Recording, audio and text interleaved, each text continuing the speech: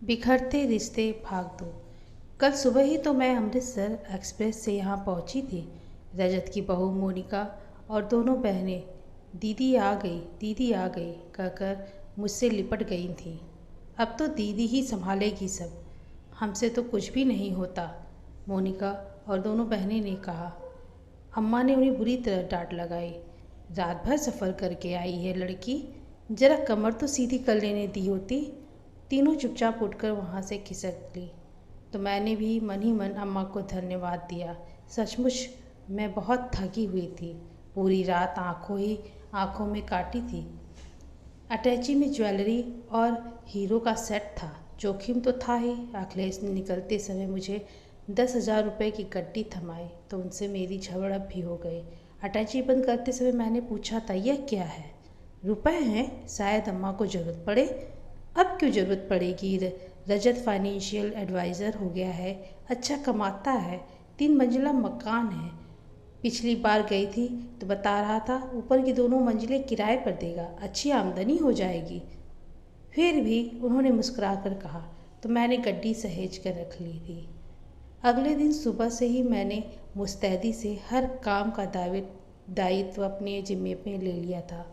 Caterer को मेनू, tent वालों से सजावट, गृह प्रवेश पर बांटने वाली मिठाई, लेन देन का जिम्मा, यहाँ तक कि संगीत संध्या पर बजने वाली सीडी का चुनाव भी मुझे ही करना था। दोनों बहनें निश्चिंत होकर घूम रही थीं। दामादों का रोब अपनी चरम सीमा पर था। मोनिका को इसका नन्हा अनुरुद्ध व्यस्त रखता। सारा काम निपटाकर मैं जरा सी देर को भी सुस्ताने बैठती तो मोनिका और रजत का बड़ा बेटा विक्रांत मेरी गोद में बैठकर कहानी सुनने को मचलने लगता। शाम 6 बजे से ही मेहमानों की आवाजाही शुरू हो गई। मैं हंसने का कोशिश कर रही थी लेकिन मन बहुत उदास था। दोनों बहनें फंक्शन का आनंद उठा रही थीं। रजत, उसकी पत्नी मोनिका और अम्मा थोड़ी थोड़ी देर बाद दोनों बेटियों और दामादों के खाते में जुट जाते थे। एक बार कहीं रूठ गए तो दोबारा कभी भी कदम नहीं रखेंगे ससुराल की देहरी पर। अनजाने में ही अखिलेश का चेहरा मेरी आंखों के सामने घूम गया था। घर के बड़े दामाद हैं, फिर भी अभिमान तो छू तक नहीं गया। जितने शांत उतने ही सौम्य और शालीन, सज्जनता तो कूट कूट कर भरी है।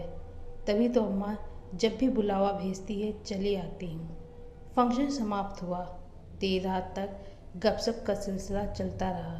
अम्मा रश्मि और आरती को कुछ दिन और ठहरने के लिए कह रही थीं, लेकिन वे दोनों अकड़ कर अपना अपना सामान बांधने में व्यस्त थी।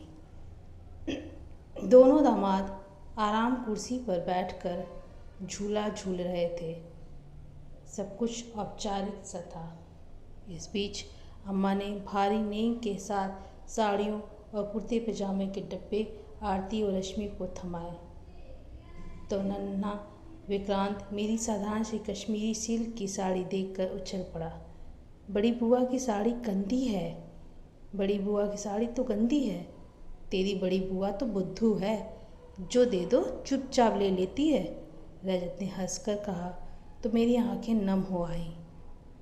कल शाम से ही उन दोनों बहनों के प्रति अम्मा की उदारता और अखिलेश के प्रति कृपणता का भाव भूल ही नहीं रहा था। मुझे उस पर रजत की हंसी चुभ रही थी। ऐसा लगा जैसे जानबूझकर वह मेरी खिल्ली उड़ा रहा हो। उस भीड़ भरे माहौल से बाहर निकलकर अपने कमरे में आ तो गई, पर मन बहुत बेचैन सा था। रजत के मुख से निकले शब्द बार बार मेरे कानों में गूंज रहे थे। बड़ी बुआ बुद्धू है, बड़ी बुआ बुद्धू है, बुद्धू। घबराकर मैं चहलकदमी करने लगी। रजत का फंक्शन संपन्न हो गया। अब मैं यहाँ क्यों रुकूं? वे दोनों भी तो लौट ही रही थी। देर रात तक चहलकदमी करती रही।